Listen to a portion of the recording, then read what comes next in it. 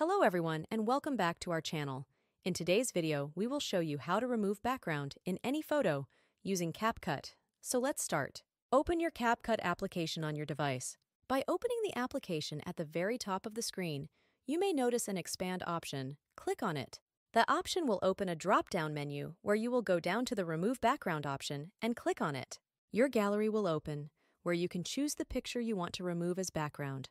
By selecting the image at the bottom of the screen, click on the Add option. By clicking on the Add option itself, the application will automatically mark on the image itself what it thinks is best to extract from the image. Of course, you can change it according to your choice using these tools that are included in the offer. Since I like how the application has done it, I will just do a test before I export the image. You may notice on the right side of the screen above the tool an option. Click on it.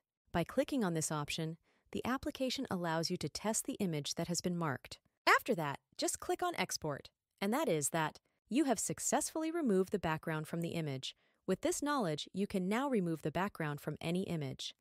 If you liked this video, please like us, and don't forget to follow us for more video tricks related to CapCut. Thanks for watching.